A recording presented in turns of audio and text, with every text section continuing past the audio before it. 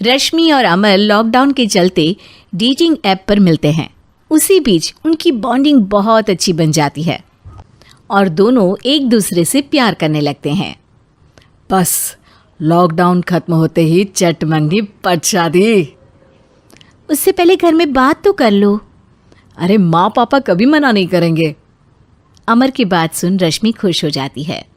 ऐसे ही दिन बीतते हैं और देखते ही देखते लॉकडाउन खुल जाता है, जिसके अगले ही दिन अमर अपने परिवार के साथ रिश्ता लेकर रश्मि के घर पहुंच जाता है। अभी लॉकडाउन खुला ही है और कोरोना तो ख़त्म भी नहीं हुआ, इसलिए ज़्यादा कुछ ना करके अगले कुछ दिनों में छोटे फंक्शन के साथ शादी कर लेते हैं। अमर के पापा की बात पर सब सहमत हो जाते हैं। कुछ दिन बाद दोनों की शादी हो जाती है और रश्मि अपने ससुराल पहुंच जाती है। बेटा, शादी तो तूने अपनी मर्जी से कर ली, लेकिन बहू को बोल देना इस घर में हुक्म मेरा ही चलेगा, इसलिए अपना राज जमाने की कोशिश भी ना करें। माँ, रश्मि को यहाँ सिर्फ प्यार, आशीर्वाद और अपनापन चाहिए, पैसा या राज नहीं। बेटी की बात पर सास मुंह बनाए वहाँ से चली जाती है और अब वो हर रोज़ रश्मि को परेशान करना और ताने देना शुरू कर देती है।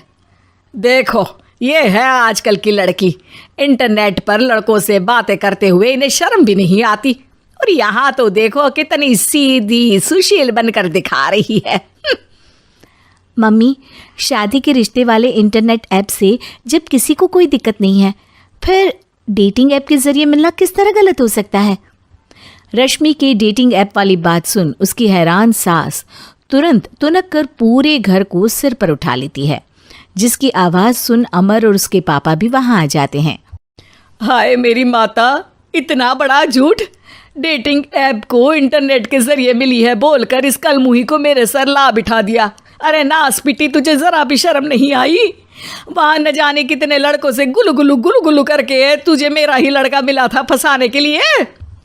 माँ, मुझे तो समझ नहीं आ रहा क्या बोले जा रही हो।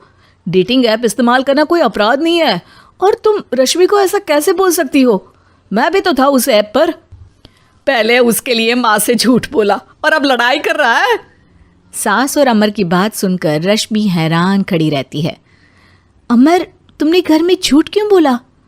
ये सब देख रही हो ना, इसी की वजह से झूठ बोलना पड़ा।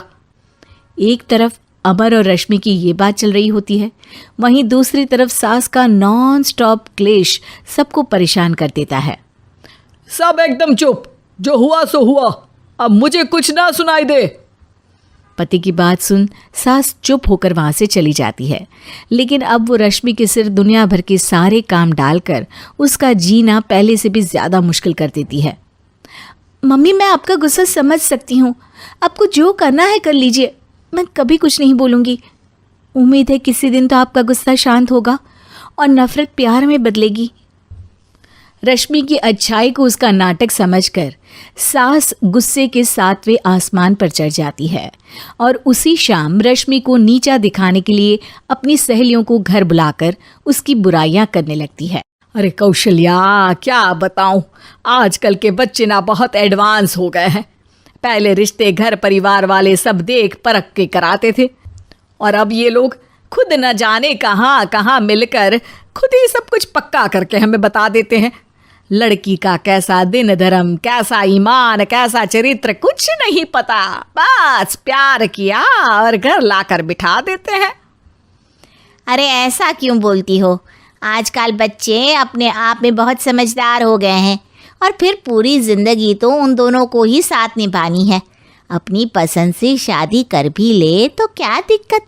तू ही देख ले, पहले इतना अच्छा बेटा और अब सोने पर सुहागे जैसी सर्वगुण संपन्न बहू।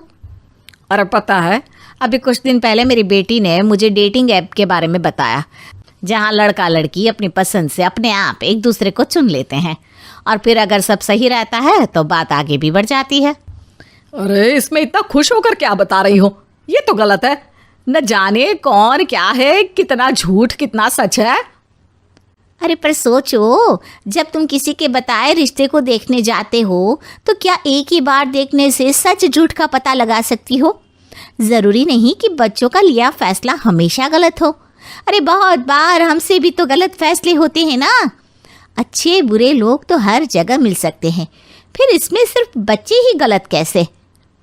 सहेलियों की बात सुन सास सोच में पड़ जाती है और इसी तरह कुछ दिन बीत जाते हैं, जिसमें ना तो वो रश्मि को परेशान करती है और ना ही कोई ताना सुनाती है, जिसे देख रश्मि परेशान हो जाती है।